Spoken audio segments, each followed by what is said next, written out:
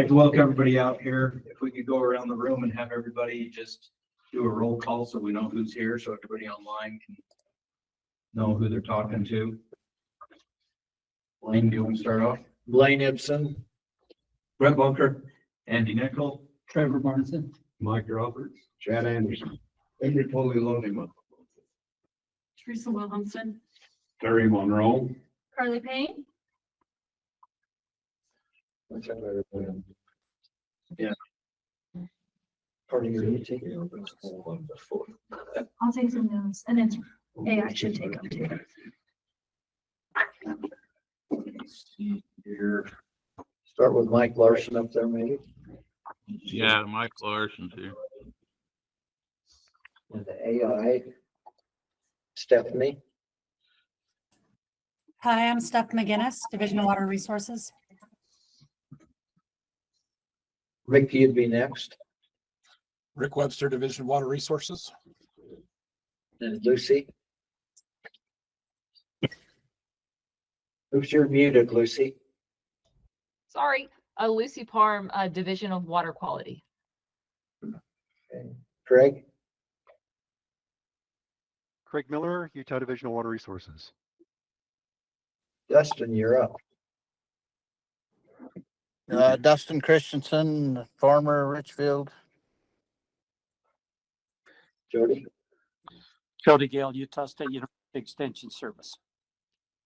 And is there anybody else that's everybody that shows on our screen, but is there any? I think that's it. Yeah. It's online.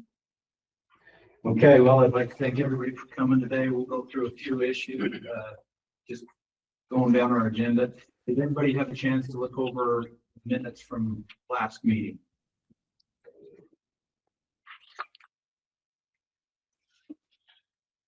Good to me.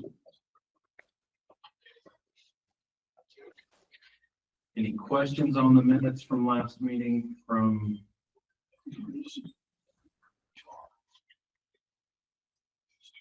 I'll make motion to approve. I'll second it. Second, all those in favor? Brett made the motion, Mike Roberts seconded. Thank you. It's been moved and seconded. All those in favor of the approval of the minutes from last meeting? Aye. Opposed? All right, so next we're going to move right into Stephanie is here to give us a state water plan update. And Stephanie, we'll turn the time over to you. Thank you. I appreciate you all letting me join the meeting. I was hoping to make it there in person, and I had a dentist appointment this morning that I couldn't move. That's a good thing because I have a cavity that needs filling. So anyhow, that was my morning. But yeah, I appreciate you all having me. I have a short little presentation that I wanted to share and just talk a little bit about what we're up to with the state water plan and how we are hoping to collaborate with you all on the development on a few pieces in particular of the state water plan. So as we're going, if you have any questions, comments, just feel free to go ahead and stop me and interrupt me. I'm going to share my screen.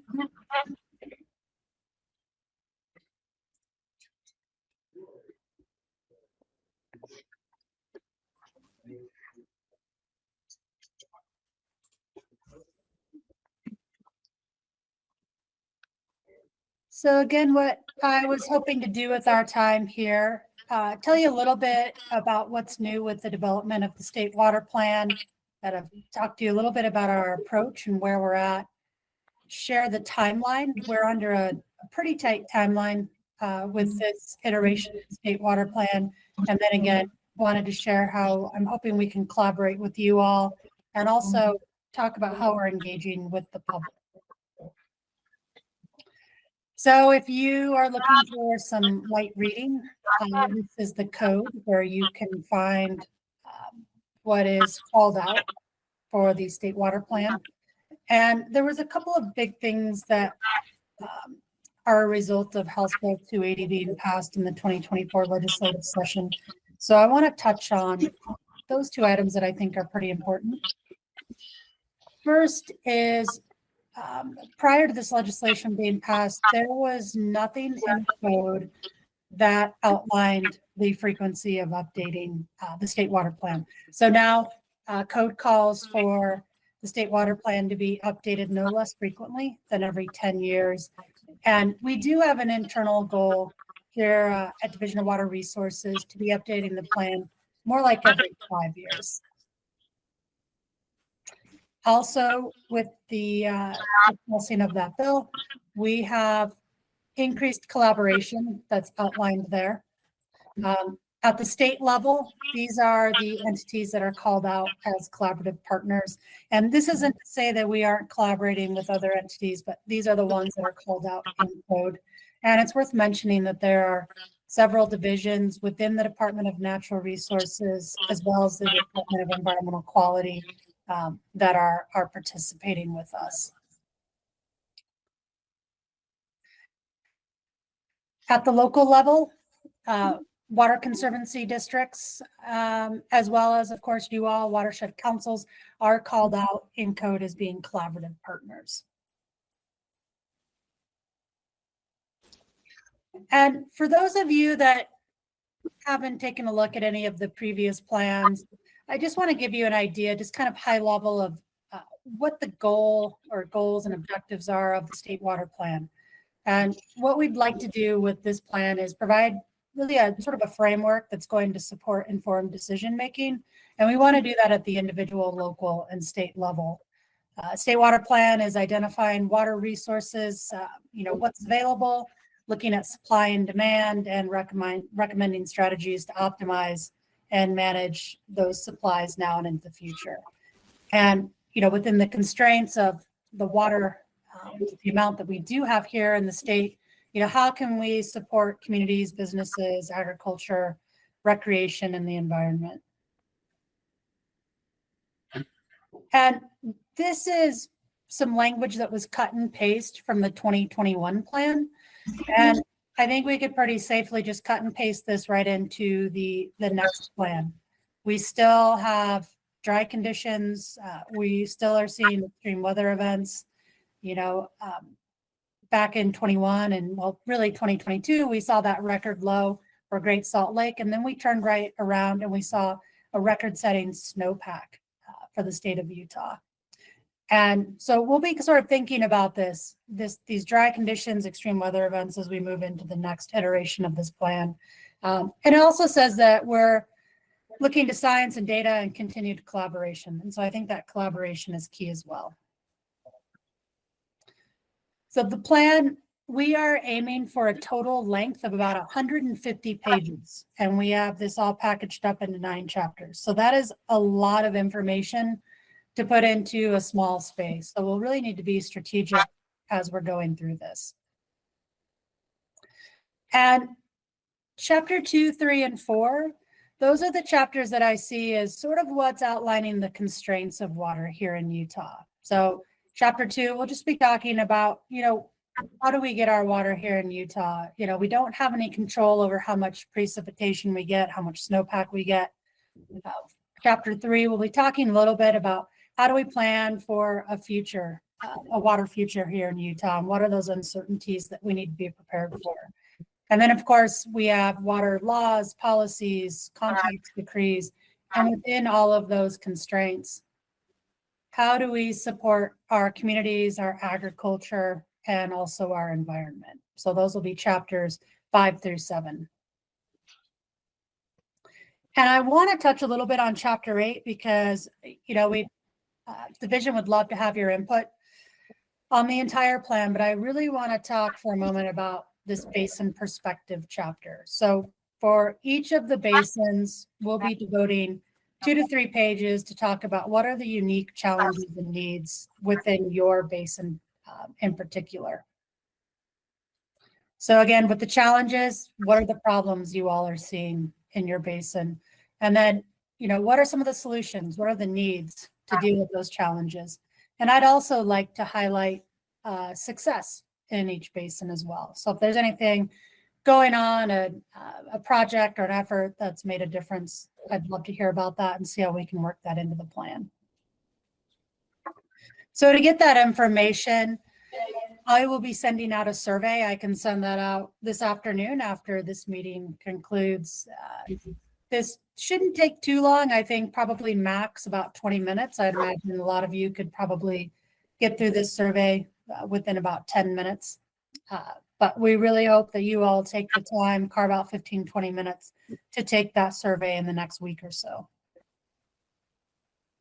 And I want to talk a little bit about, again, I said each basin will be devoting 2 to 3 pages for your basin. And I want to talk a little bit about how we'll take the information that you submit and how we'll sort of scale that up for the state water plan.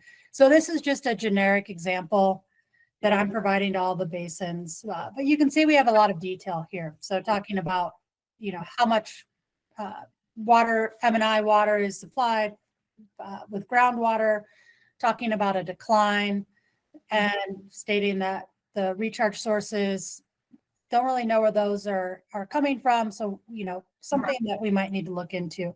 So this example, how we might scale this up in the state water plan is we might talk about the challenge as declining groundwater levels, aquifer depletion, and a need might be to better understand those recharge sources and rates and determine if a feasibility study might need to be done. Here's another example.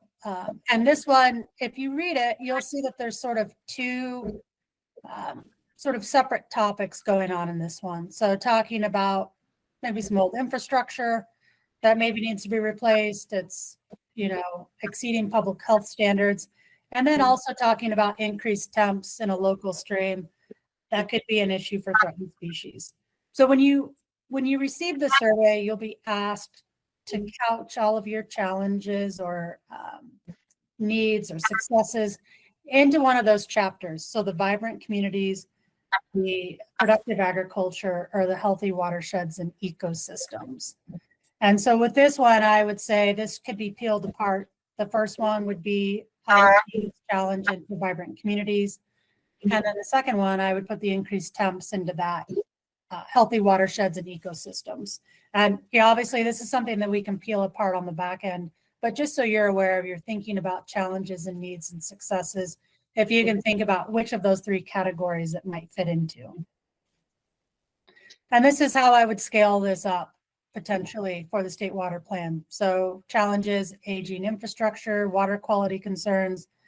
The need might be funding to update water infrastructure, as well as possibly some better management tools to mitigate temps. Now, hopefully you all have heard about the Unified Water Infrastructure Plan. I'm putting this slide up here just in case you haven't. This is something that on an annual basis, projects can be submitted to the Division of Water Resources if you're looking to potentially ask for funding. So this round has closed, that closed last month, but I just want to make sure y'all are aware of this UWIP, Unified Water Infrastructure Plan. And if you aren't, here's a QR code that will take you to the website that will talk about the UWIP and just give you a little bit more information. And I don't know if they have the information up for the next round of project submissions, but as I said, that'll be on approximately an annual basis. And again, a success. If there's something that you all would like to highlight in your basin, I would love to talk about how to include that in the state water plan. So as far as engagement, I have met with every watershed council. As of right now, you all are the last group that I was hoping to meet with. And so the next stage, as I said, I'll be sending out that survey. And then after that, what we'll be doing is holding public scoping meetings in each of the basins. Ideally, we'll be doing that sort of August, September. I have a feeling we'll be headed into mid-October with some of these public scoping meetings as well. And then you'll see that we have a little bit of a gap basically from this summer until next summer. So during that time, we will be writing the state water plan. So we'll be trying to really get that hammered out in about a year. And then we'll be code calls, statute calls for the next iteration of the state water plan to be published by December of 2026. So here's sort of the ask that I'm here today to ask of you all as Watershed Council members. I'm hoping that first of all, you will take the time to take the survey. This really will, because we're just getting going on the writing process. You know, your information will help to guide the overall plan, the strategies, the priorities. Again, we really focusing in and hopefully working with you all on that basin perspective chapter to highlight those challenges, needs, and successes. And to do that, I'm hoping that some of you will be willing to help out with sort of vetting and synthesizing what comes in on those surveys for the basin perspective, as well as helping the division, helping us identify a good venue and sort of a good time. I know there's no good time of year for meetings, but what might be a good time in August, September, into early October. From there, we'll be asking you to look at those condensed survey results and provide any feedback. We're hoping that you will share out the public scoping meeting information through the outlets that you have as water professionals in your area. And then again, reviewing and providing feedback on the draft content. So for the subcommittees, again, there's two that I'm hoping at least a couple of folks can volunteer for. And I don't expect for this to be a heavy lift. We'll be doing all the kind of heavy lifting for you all. I can't imagine that helping out with vetting those survey submissions, I can't imagine that it'll take more than about 10 hours over the next few months. So again, once we get the survey submissions back, I would be sending those out to the subcommittee to just take a look, make sure that everything was sort of captured that you would think of as challenges and needs within your basin. Once those have been sort of condensed down, and then to the council for their feedback, just to make sure that there's nothing else that potentially we should be considering to include in the state water plan. And then I would like to meet with you one, maybe 2 times, 3 times probably max, but just probably 1 to 2 times to just discuss that. So unless there's writers in the group, what we would be asking is for you to just kind of give us those bullet points of what we should be covering. And then from there, we'll run with it. We'll write the content, and then we'll pass it back to you all and ask if we hit the mark on what you are hoping to see. For the public scoping, this is an even lighter ask, just hoping that you all will help us identify some good venues for a public meeting. An ideal day, time, I'm guessing early evening would probably be the best. And then again, sharing out that information through your available networks. And ideally, it'd be really great if some of you could attend that public scoping meeting. And that is really all that I had. What I will be doing again is I will be sending out that survey link to you all after the meeting concludes. I'll also send an email that just outlines again sort of those asks for the subcommittee if some of you are willing and able to help out with that. But with that, are there any questions, comments?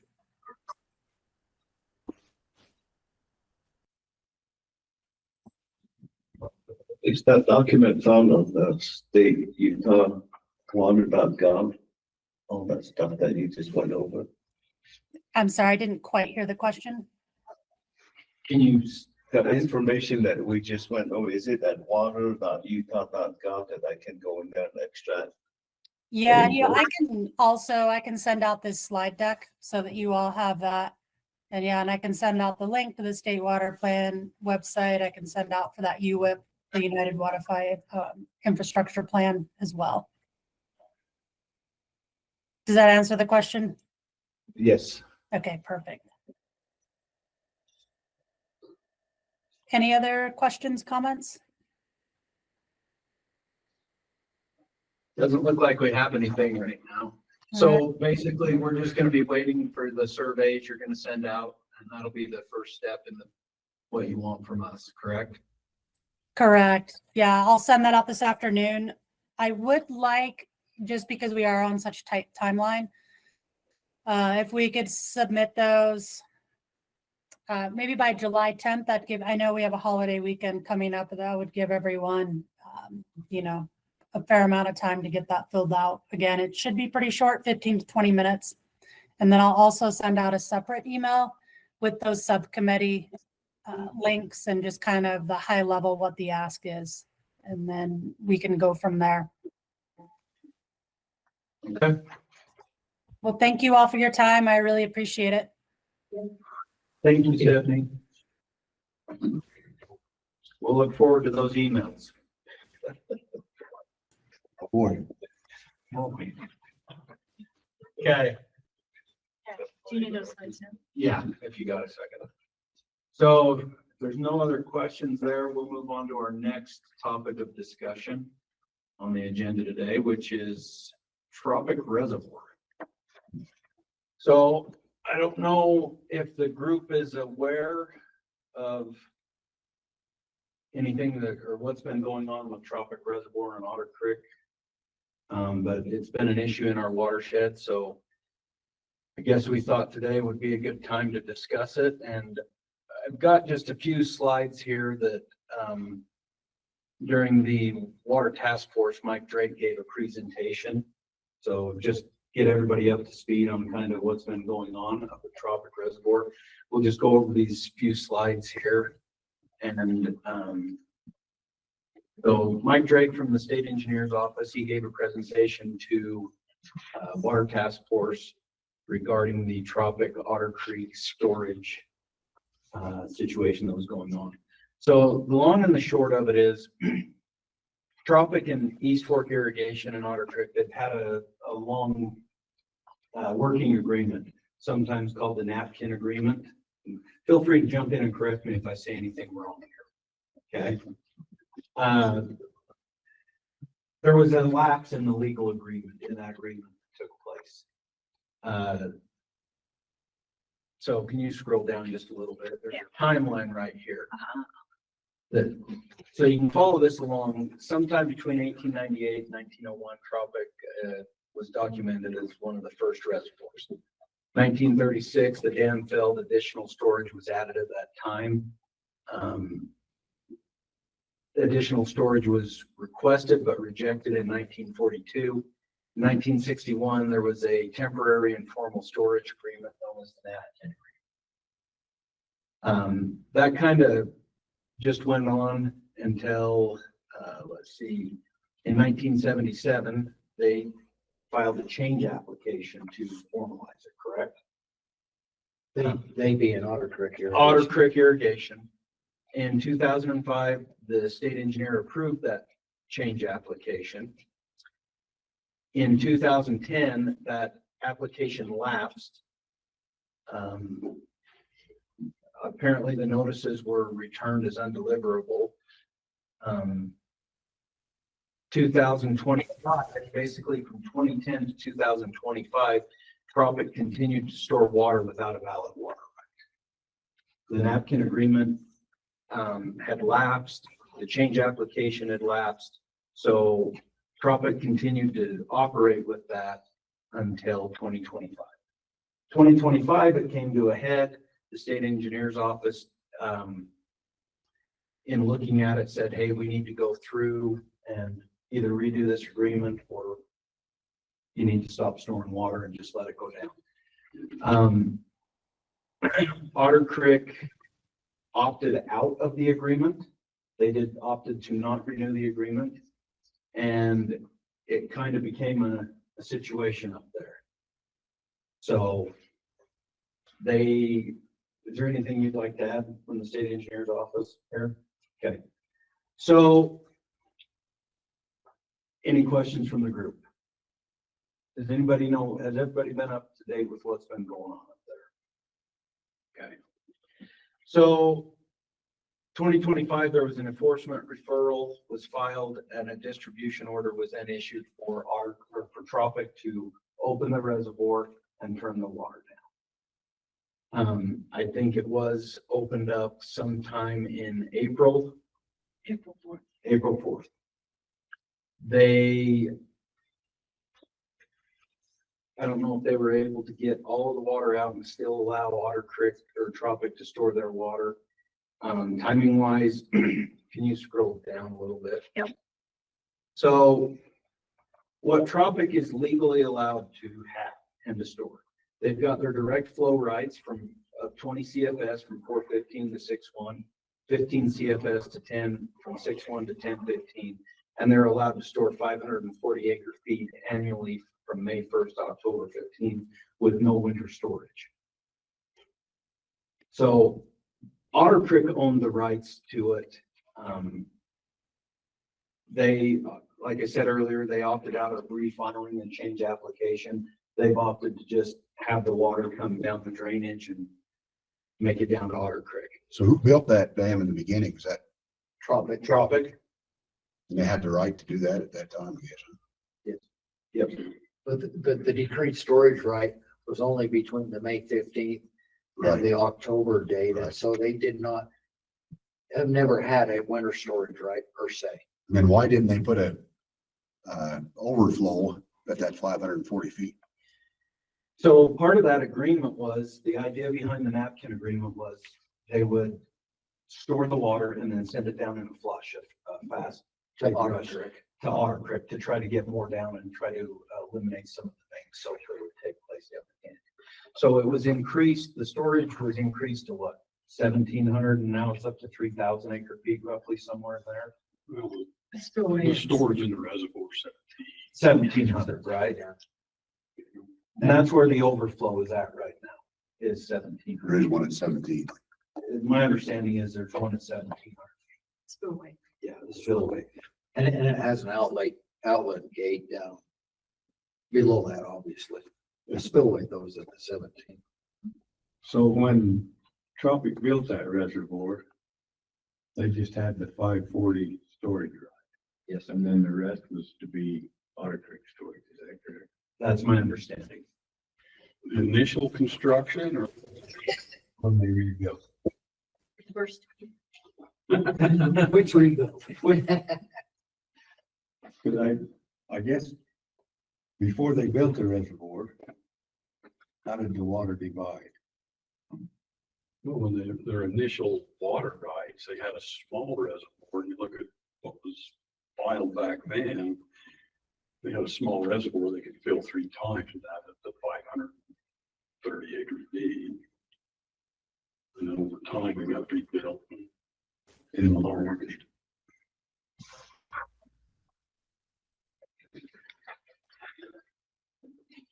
Any questions? I can see the wheels turning over there. So what does Tropic want to do now? What's the issue? In return for allowing Otter Creek to store its winter water out of the East Fork and Tropic Reservoir, the agreement gave a certain percent of the amount released, as I understand it. 10% every time they dumped it. 10% every time they dumped it, that became Tropic.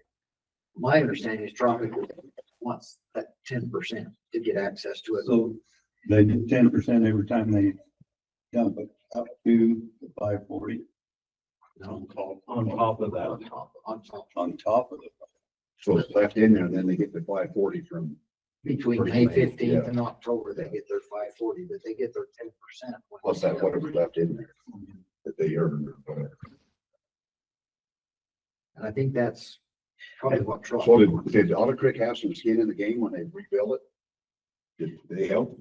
I don't think so. So the records that we have, Otter Creek filed the change application and actually Tropic protested back at that time. And then there were some discussions going on. So I think Otter Creek kind of was leading out potentially with Tropic protesting to store the water up there. And then they worked it out in order to do that. So is that why they let it lapse? Or was that just a? You mean in 2014 or? Yeah, So 2010. my understanding is the reason they let it lapse is, when we started looking at it, the model kind of identified this, that how do you account for that storage? That 10% that was given to Tropic. I mean, we all know Cox Decree, there's no new storage, right? Mhm. So that basically gave the new storage up there if Otter Creek was allowed to still store up to their maximum right.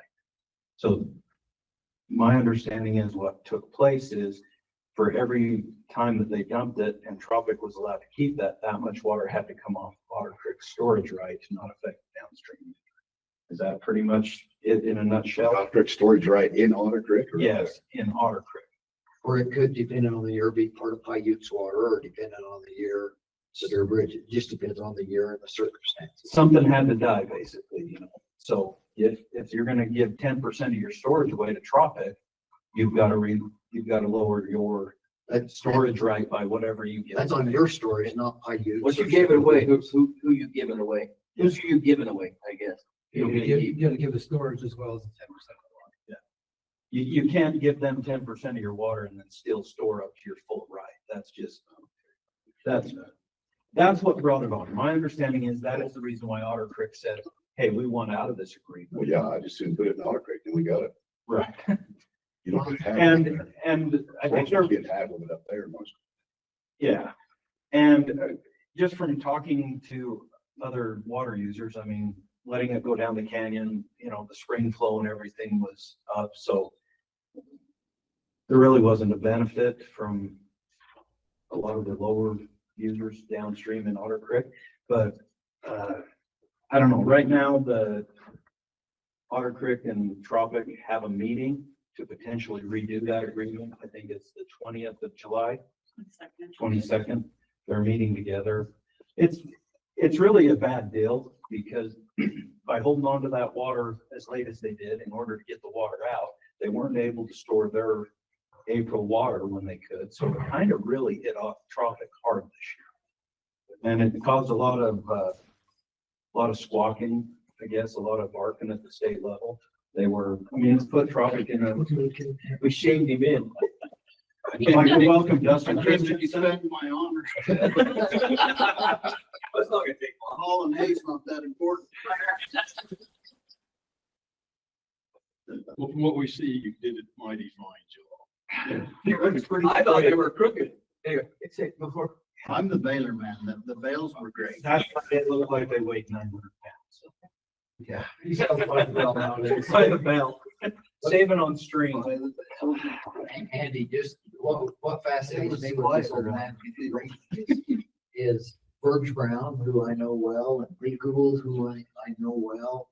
They were two of the signers from Otter Signers on it. in 1962. Burge and Lee both personally signed. But did it also say it goes for 3 years? Right on that hatching agreement? It did 2 years. 2 years. I think 2 it was years. 3. I thought it said 3. Yeah, but, and it did, and just signing an agreement didn't do anything. They had to have the change application to make it legal. And then here comes the change application and it lapses. And yet they continued doing it beyond, even though a lapse change. This model, like Andy said, kind of brought things to a head of, now, wait a minute, whose water is that? Otter Creek, if you're gonna 10% of your water, that's storage water that otherwise, you know, and another interesting factor, right? The timing of this thing, that new study on the aquifer there that shows conclusively that the groundwater and the surface water in Johns Valley are interconnected and that as it goes down, according to some of the info I've been given, 5 out of the last 10 years, wet water has made it down through Johns Valley.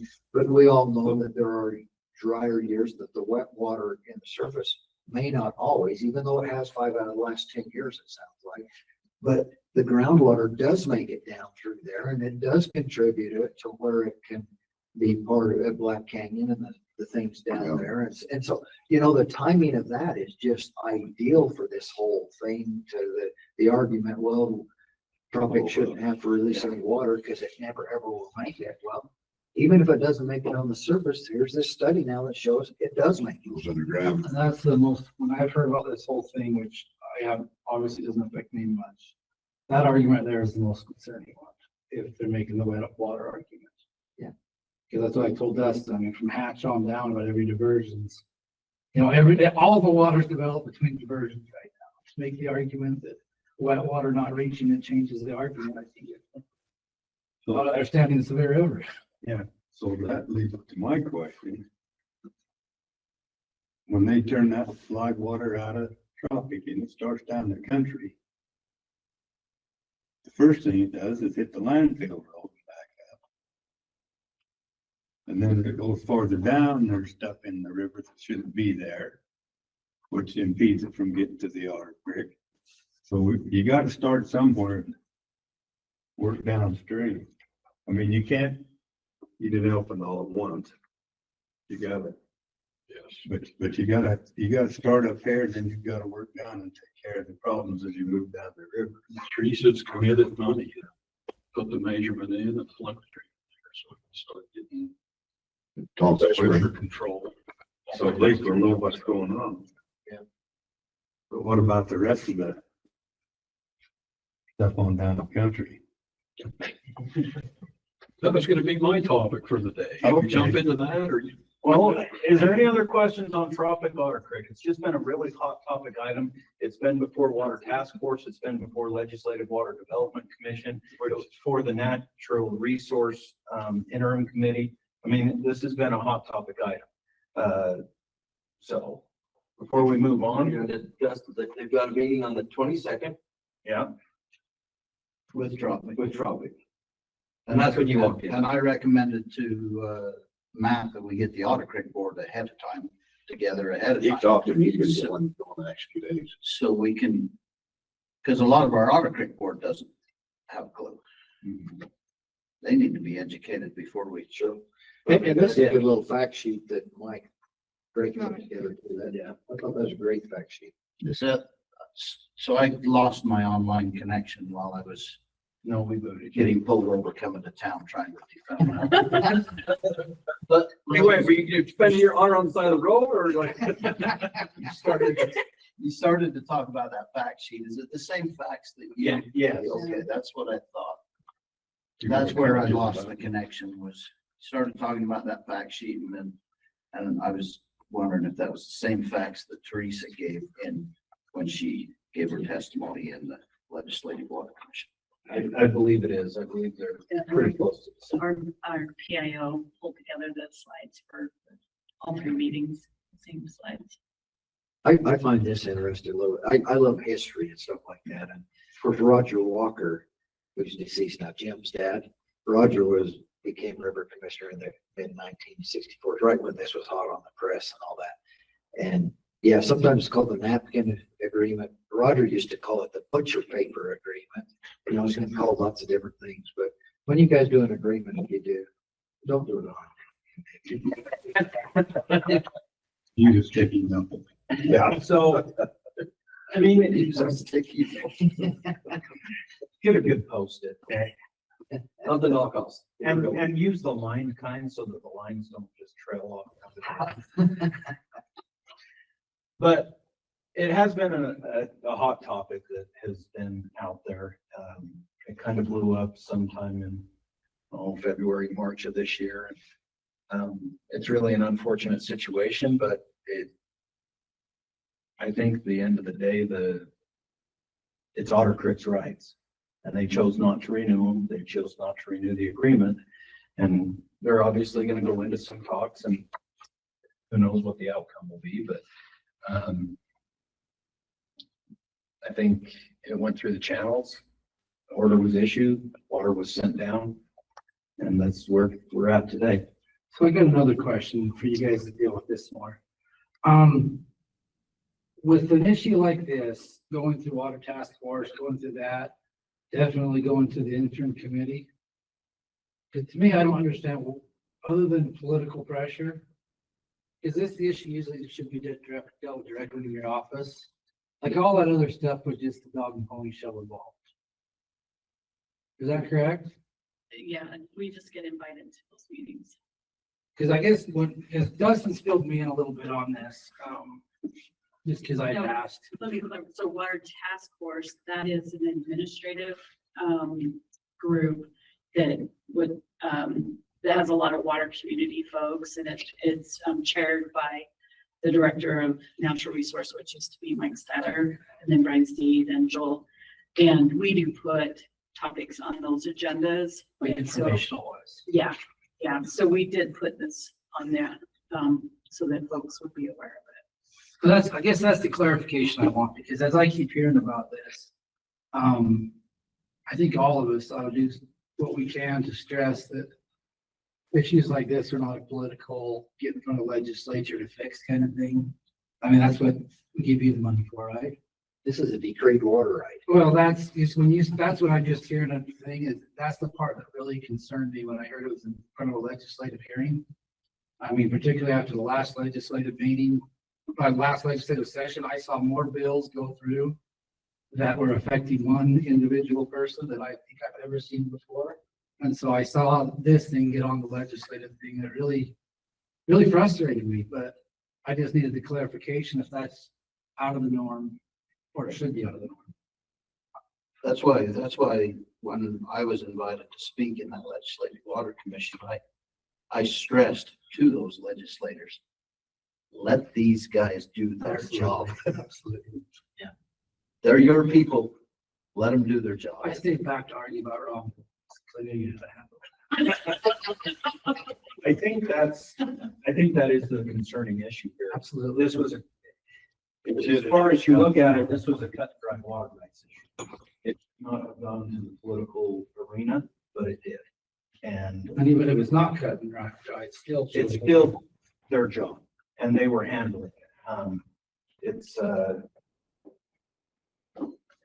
It shouldn't have made it to the political arena, in my opinion, and obviously, I think we'll pretty much feel the same, that it should not be a political. I understand that there is a county commissioner that feels like he's back in a corner and he's fighting for his life. And he's doing everything he can to protect his county. But the fact that it did become a political issue instead of just being handled in the division of water rights is not a good thing.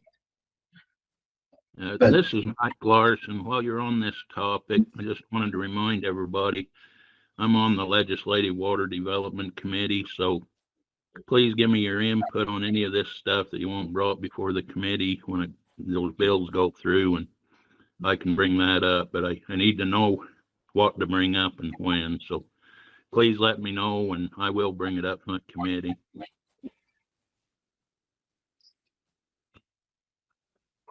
So anyway, I think Dustin did a good job going before the committee. I didn't do near as good a job as Matt did. Matt did a good job.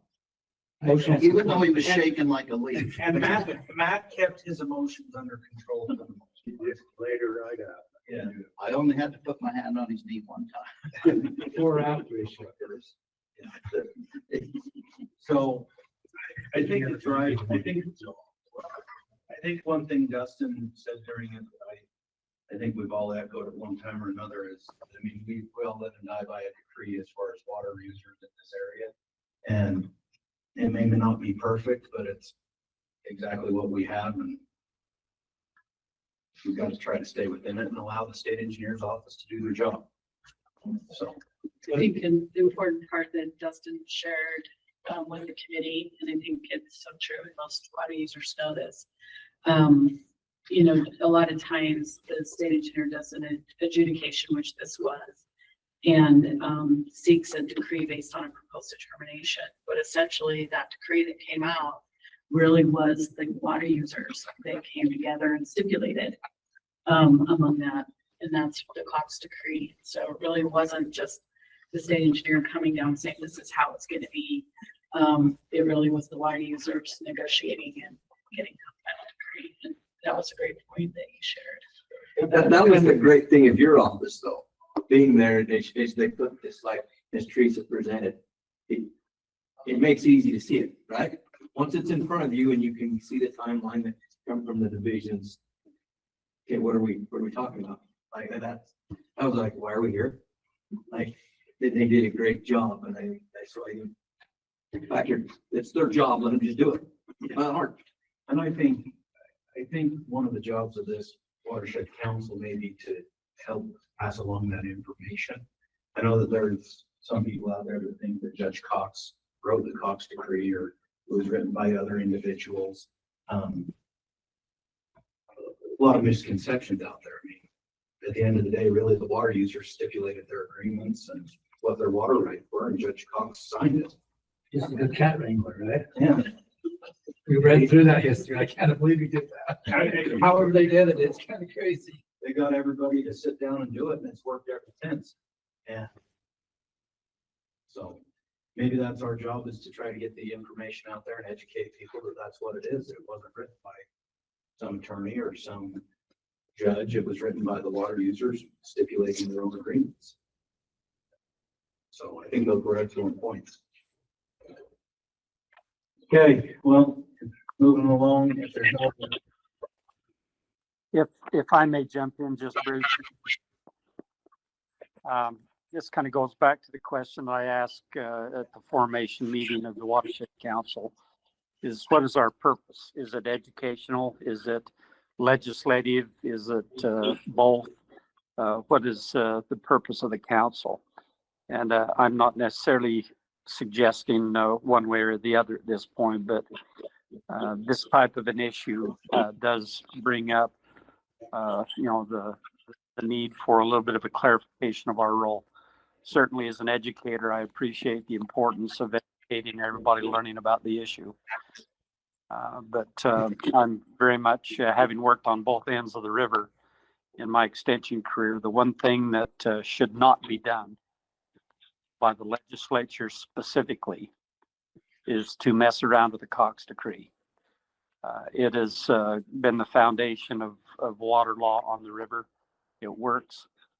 And if an issue such as this causes some ideas to start floating around to mess with the Cox Decree, I would suggest that should be opposed in all of its forms, not to with something that works. And again, I'm expressing my own personal opinion based on work, but I would just kind of like to express that issue. What is our role as Watershed Council? And certainly it's educational, but if there is a role that we should play to influence how this might be resolved, working within the auspices of state water law and within the rules of the irrigation companies involved, we need to be supportive of their interests.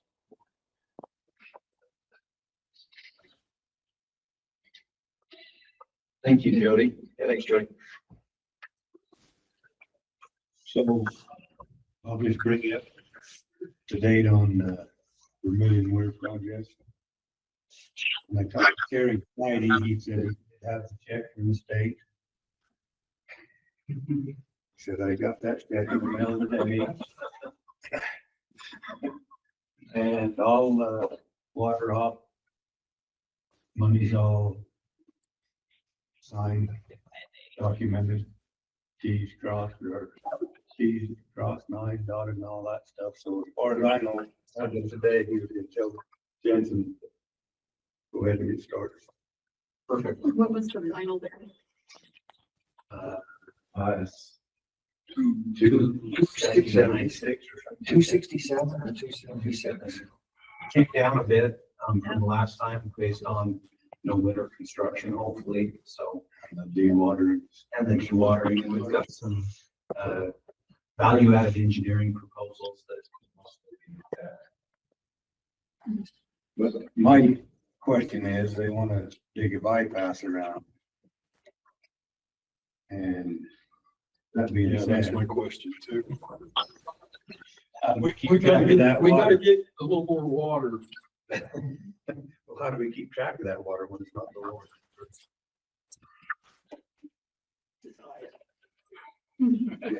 Just eyeball it. Well, I think there's about 900 feet going. I'd say eyeball it and cut it in half. I figured Terry's gonna run it with buckets. Yeah. That's something we might have to work on. We'll have to figure something out. I mean, can we still go across the weir? Well, I don't know. I don't know where they're Where they're looking to bypass from, right? bypass. Where's the new one gonna be constructed? right downstream, but if they bypass above the Vermilion Dam, we wouldn't be able to measure across that crest weir. So is there a given spot where that's going? Surveyed in already, or? Not surveyed in, but just where the fall. So when they do, they make sure there's enough room to get it over the dam and then around.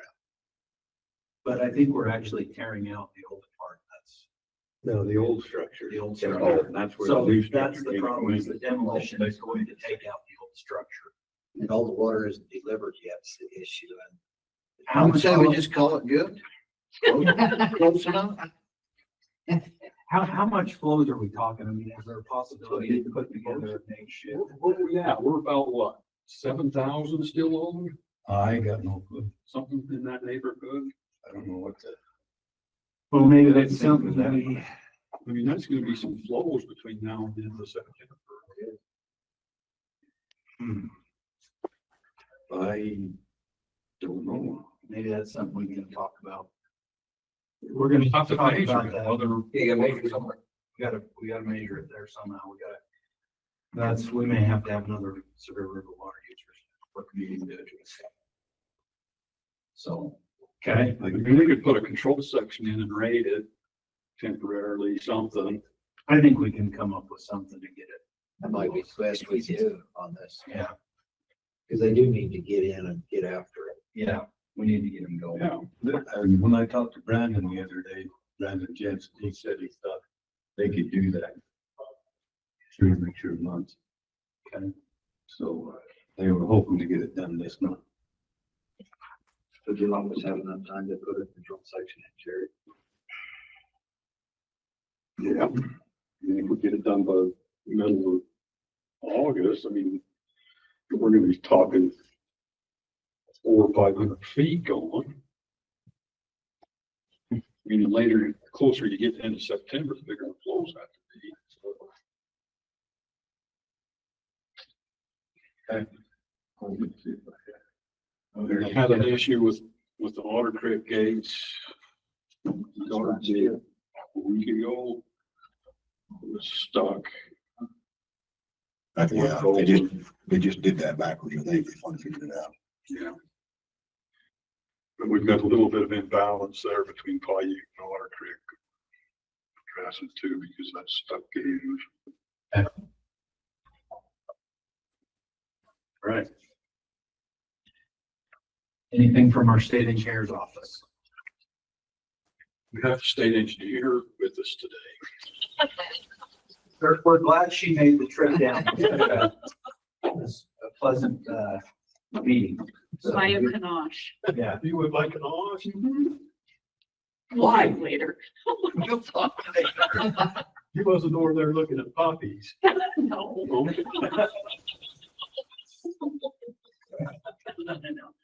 No, what I had before the board, I don't know if you guys have been made aware, but Greece is okayed or made some money available to do a gap analysis study on the Sevier River with Utah State the next year. For measurement telemetry. Okay. Well, had a kickoff meeting with them last week. Basically, they're going to go through and look at the missing parts or what needs to be updated as far as the distribution on the river. Similar or almost identical to what they did in the Colorado River and Salt Lake last year. Some of you, they'll probably reach out to the river board, some of you others, they may be reaching out to you asking for input, insight as to what may be needed. So if they do, please, give as much information as you can. What's a gap analysis? Can't use acronyms. It's a gap. It basically is a study to look at, you look at something and then identify where you're missing Like we're missing something. Yeah, Measurements. Where's, yeah. like in your mind language. And we've I was thinking further south, but Pretty much in and around Cambridge. But it definitely I helps. just want to keep picking fights with Garfield County, Justin. It's him. It definitely helps just to look at a river system, and we've done, like Terry said, that Colorado already and the Great Salt Lake Basin. And so now we're gonna do the Sevier Basin, just to identify what is the gap, how much and how many dollars might it take to get measurement that's needed in place. I love So- that idea. Terry never hears from, Circle Irrigation about all the weirs above it, ever. Never. I think, So I think most please of us, provide the info when Utah State University, her name's Eileen. yeah, Eileen's working on it, and so she'll be reaching out, looking for feedback, and throw out whatever you think needs to be measured. So we can get it on the gap. but we've got this model coming online. We promise you it's coming online. Okay. I was told it's up and running. So I need to talk to somebody. Everything's going to be ironed out soon. But this model is going to be based on how good a data we have. You put jump data in, you get jump data out. So this model is going to identify the things that we need to put new measurement on, like all the diversions below Paiute, between Paiute and Marysville. There's no measurement there. Is there some flow meters on some of that stuff? Not there, I don't think. But there's some down on sources, just north of America or south of Yeah. America. Yeah. I mean, all that, you start doing an accurate model and you see you're losing water here. Well, you're losing water because you're not measuring it and accounting for it. So that's what this gap analysis is going to be helping us with. These are our blind spots. This needs to be improved so we have accurate measurements and data so that we have a better distribution. We hope to have a draft for the next Sevier meeting in February. So hope there'll at least be a draft of it by then. And the mall itself, Lower River Commissioner's using it now. They are comparing it, its numbers and reports. The model, if there's glaring differences, it's obviously there's a problem. You can close. Who's to say Jim's model is 100% right? We've met once on the lower end of things. Things we brought up that we're addressing, the problem was brought forward. On the upper, that should be next few weeks. The second process. Identify any weaknesses other people's finds in us and address them as we go forward. We're not saying this is the way it is. We're saying this is what we've got. Anybody show us something missing. It's kind of what right now. The thing I see you're missing now is the head of the valley is really bad. That's what's being worked on. So during this gap analysis, will they be reaching out to the Watershed Council or more to the Sevier River water users? More to the water users, because that's historically been the funding mechanism. A lot of the stuff that's been put in. We could make the council part of it, certainly. I'm just trying to think rather than having it going both councils. I mean, obviously some of us share, we're on both of them, just which direction it's gonna go. I think the more input, the better. More. Yeah, and it's also gonna include the stamp edge.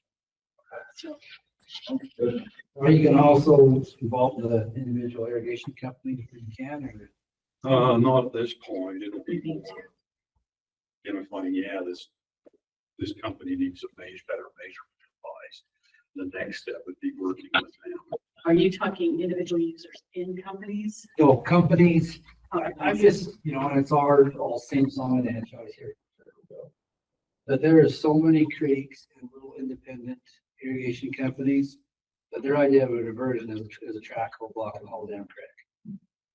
So, and that's where I've always kind of made the argument is that if they could ever get, I'm not picking on Panguitch actually has their weirs, in the big canals, right?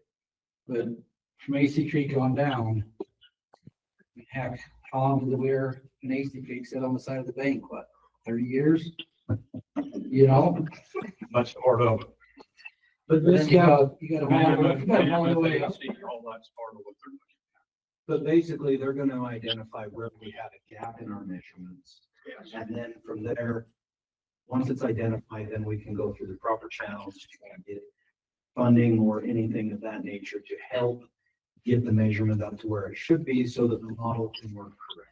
This is step one. This is step one, identifying the weak areas. Dollars, but also it helps us to focus and organize our staff on priorities instead of just jumping on what is the hot topic. But it'll help us organize that. That makes sense. Anything That's else? what I've got. Okay, so couple things, Jody brought up what's the purpose of this council? Does this council have anything that you think we can take to the state watershed council? Do we want to put something together? I know that some of the other regional councils have brought letters of what they need help on. Is there something that we want to bring to the state watershed council?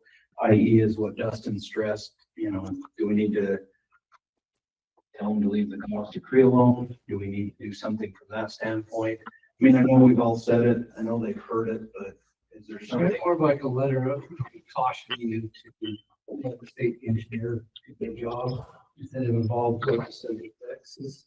And let some influence that, because that applies to everything. I think that would be good, because I do think one of the purposes of this council is to let our voice of this area be heard at the state level and then move it into the legislative area, because I know that the state watershed council is, that's kind of the idea behind it. If I'm not speaking incorrectly, it's to get our voice heard. So I think maybe I know that the Tropic River Watershed Council, they put together something.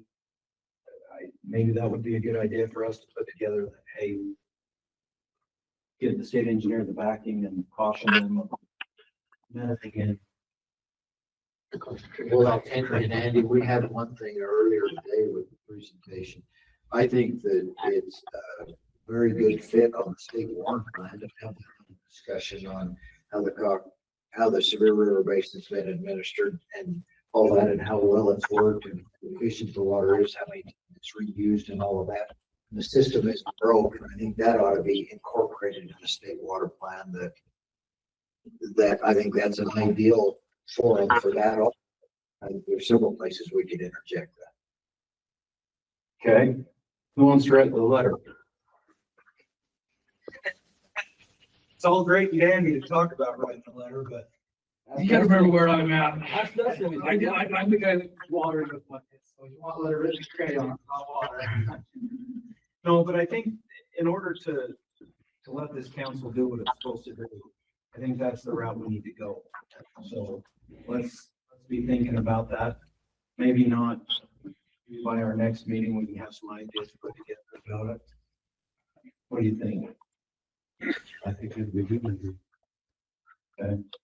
As an observation, if I may, the legislative season doesn't start in January and February with interim committees and things that will occur during the fall. If there needs to be preemptive position taking, or however you want to say it, getting that expressed earlier in the season rather than later is certainly an advantage. I'll leave that to the wisdom of the board on how you want to proceed, but if we're submitting letters and taking positions and making recommendations on something, and we send that in November and December and January, it's almost getting too late in the season. So I just suggest that whatever we do, we do it earlier, not later. If I might also make the observation, and Emery, I would welcome your information on this as well. We have the 6 County Association of Government. We have the 5 County Association of Governments comprising elected officials.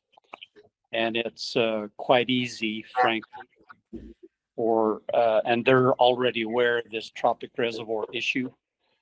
But it's quite easy to bring information to that body that does possess political power and influence to either support or discourage various legislation. So just be mindful of that. They, the 6-county AOG Emory is no longer meeting every month. We're kind of a every other month type meeting. If you would like to have this issue with your support or opposition to something, take it to the next level. I would propose that this body could be on the agenda of one or both of those AOGs to bring this issue to support and then seek their help. The Natural Resource Committee of the 6-county AOG, which is now called R6, by the way, they can take official positions by vote and by motion on what they support or oppose. So I just propose that as an informational item. In addition to our role, there might be some value in reaching out to the political machinery of the AOGs to help with this issue.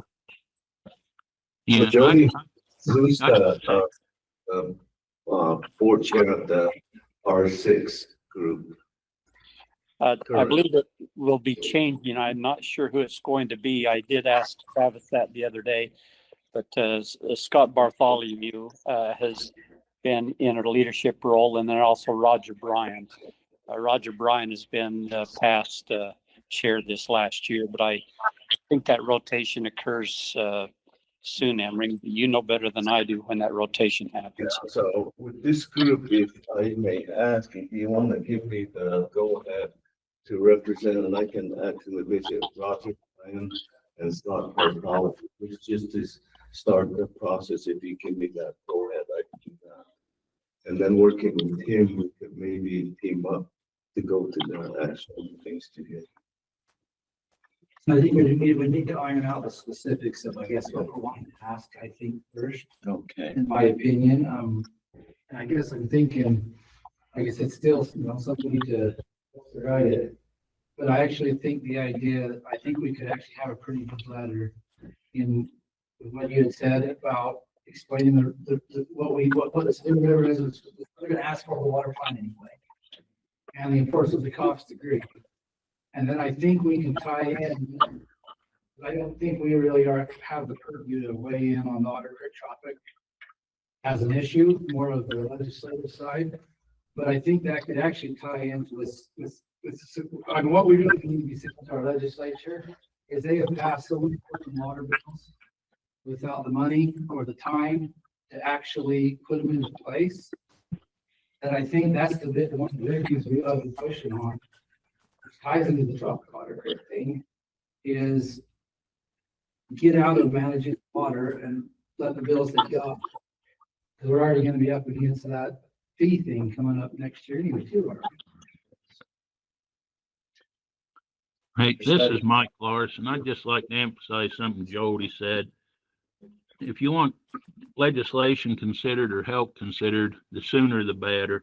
Even our committee, most of our meetings happen well in advance of the legislative session. By the time you get to the legislative session, to be honest, most of the bills have already been decided that are going to run or not run. And if you wait till the legislative session to do it, you have a lot less chance of actually getting something done. So the committee needs to decide what they want to do and do it early. Get it to your elected officials, get it to me, get it to AOG, anyone you can.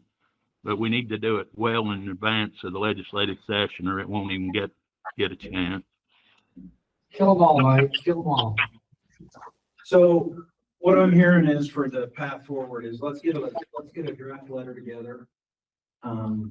For some of these topics, we'll get it out. Once we have an idea forward where the body wants to go, then we'll get with Emory and we'll get with the AOGs and the 6 counties and go that route and get it.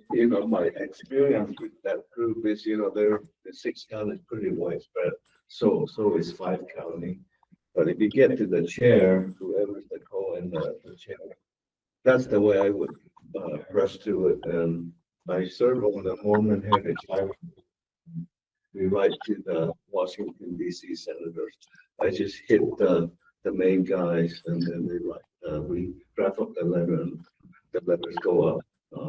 So that's, I think that's a lot. I know it's partly political, not on the actual engineering part. No, I think it's a good thing that we need to do, and I think that's really the fun of this body is to do that. So I guess we'll get working on letter. I think it would be good to put in this letter, stress the economic value and importance of agriculture in rural communities, rural areas. You're gonna get something to 6 County, they need to know why agriculture is important and why it's a big deal to us that we follow that decree. If I may jump back in briefly, I have got some statistics that I have gathered from the National Agriculture Statistics Service that, yeah, it's kind of specific to Sevier County, but it'd be quite easy to compile that for the whole area. Dustin kind of got me started doing that 4 or 5 years ago. And if I'd volunteer to help add some of that statistical information for purposes of the letter. I think that would be good. Can I jump in again? In about 1990, 92, 6 County drafted up an economic strategic plan, and this thing is really just awesome. What I'm hearing, that needs to be in that 6 County. I think you're aware of that, Jody. That needs to be somewhere in there. Like he's mentioning, agriculture is a big economic development strategy there. So I would propose that to get us something that we can dump that in, and it's a regional plan that's included or inclusive in that. All right. So I guess what the ask is here, just have everybody here send an email to people, Kelly, the secretary, with some ideas, and we'll look at getting that letter written with, send your ideas, what we need to incorporate, what specific bullet points you want us to touch on. We'll try to get the letter written as soon as we can and get it out to everybody. So can everybody do that? And then we'll move forward with it. Okay. Any other issues need to be brought up? I just got one question on this. All these irrigation companies that put the projects in to, what they call it. If you didn't have your project in on that list, then you weren't funding. For the United Water. Yeah. That Stephanie mentioned. So why isn't that yet? So that's a water resource. It's a water resource.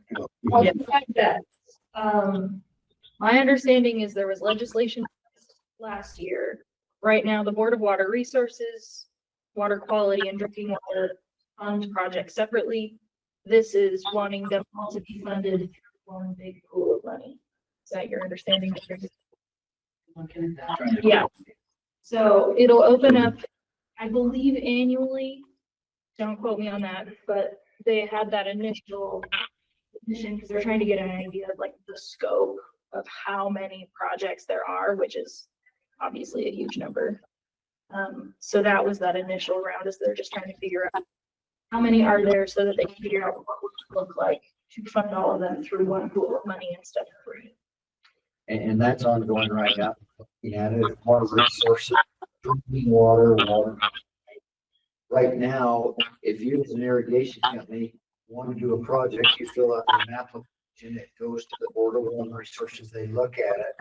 It's changed now. It's a new world. By once a year, by April of each year, you need to think for the next year, what projects are you gonna have? It will go to this new entity that is the 3 different agencies combined. They will prioritize it. It used to be water resources. If you go to an ag thing, would only go to water resources.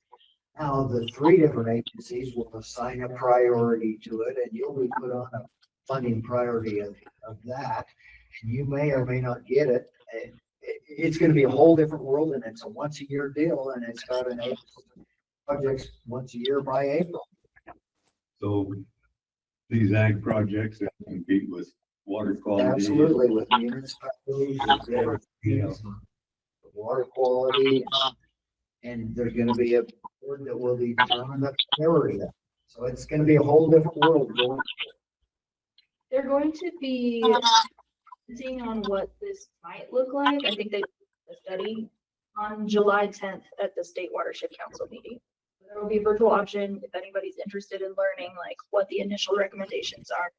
I would recommend hopping Yeah, on. they're doing that, and then the thing that we talked about last year, part of that same thing, they're still studying fees, and that they're having meetings on fees. They could tax every water user in the state fees for the water you have, even on the water rights and all that kind of thing. You may be issued a tax, your company, your irrigation company, may be paying a water tax for the water that you use too. That's being studied. That's part of this whole same thing. And that money would go into funding projects. So your little irrigation companies may be funding cities to do things. That's being studied right now also. One thing we may want to look at for the future, because this is a work in progress. We talked about this. This whole process is going to be developing. Yeah. Because I think we're going to have a heck of a. It's on the We just talk about it here, keeping a list together of some of these concerns. Because, when talking to some of our legislatures, because it is going to be on the, I bet it's on the legislative docket in the next 5 years. And so we ought to start kind of compiling these concerns to see, because of course they tell us, you're going to be competing with drinking water, but it's not really, and we know damn well. I mean, heck, 3 people on the board of the big conservancy districts up north. So where's that water going to go?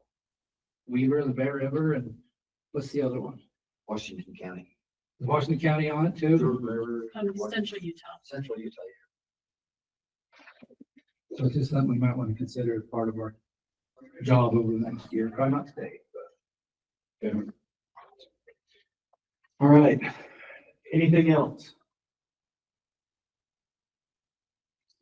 I'd like to set the date for the next meeting so that it's not so, I'm not scrambling at the end. Typically during this time of year, I try to not set them months in advance because you just never know what everybody's doing. But as far as our next meeting, I know last year we did a tour in September of the Delta area. I'm wondering if we want to take this opportunity to do a tour of another part of the Sevier sometime in September. For the upper, central, Sevier Valley, or if we just want to have a meeting and go on, what's the feel? Frankly, it would be fun to see Tropic Reservoir and what's going on at Penguich Reservoir Dam reconstruction, since those are hot topics. So that might be one place we should see. Okay. I personally would like to see where the bulk of the water is used on the Sevier. We dig down the lowers, the bulk in Sevier Valley in this area is the next big bulk. I mean, you take where we had our tour last year and you take Sevier Valley here, and that's 8% of the wet water in the Sevier.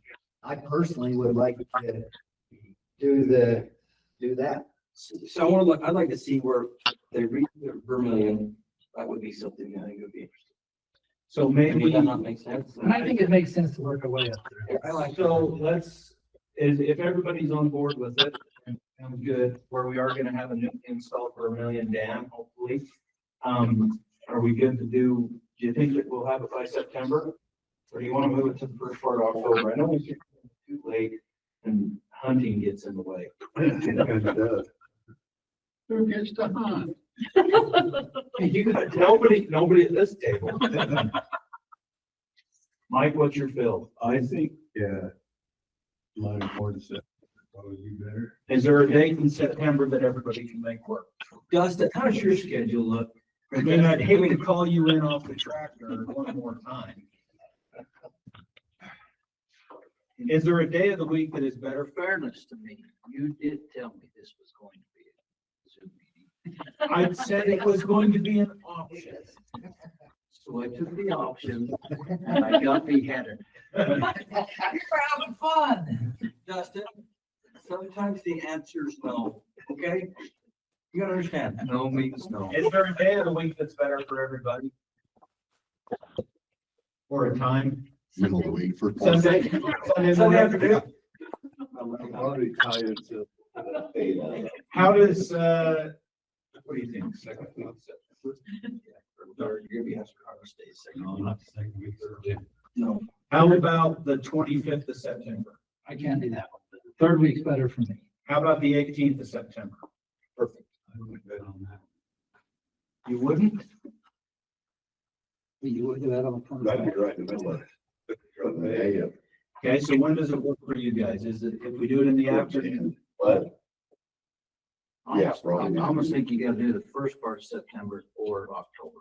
Okay, we, That one. how about, October 8th? On a Wednesday? Does that work?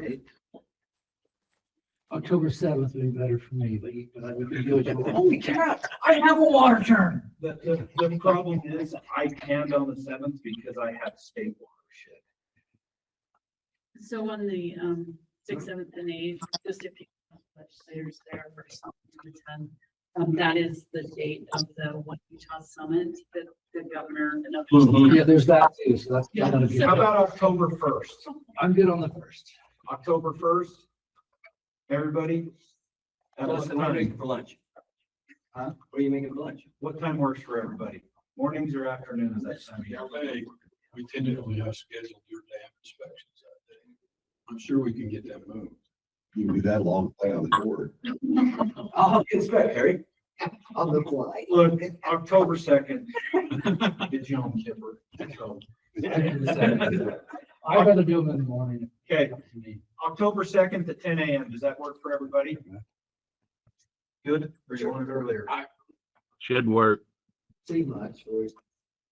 Okay, Are we gonna see anything besides Ravine Dam or? Let's- just that? since we're gonna do a tour, let's do October 2nd, at 9 a.m. Destination to be determined.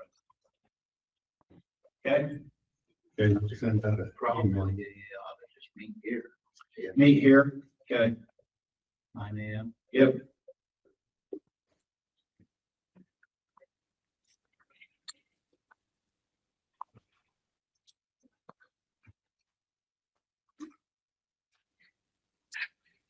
Okay, is there anything else that needs to come up?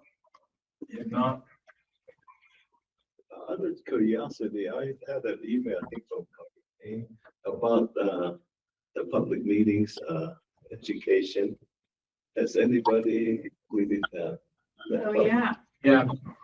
Oh, yeah, Training. just reminder, you need to complete your public meetings act training. If you haven't, Tries to go. If we've already done it for a different thing, we're all right. yes. Okay, You might have to send a reminder out again. will you send out a reminder on that, please? Carly? Can you Yeah. help us with that? Is already first that. First to try the first to do that. Since I couldn't work here, it was like, I can't even keep up with my email. I know. I know that is not right. Okay, well, if there's nothing else, I'll look for a motion to adjourn. I'll make that motion. Seconded, all in favor? Aye. Thank you. Thanks, everyone online. Thanks.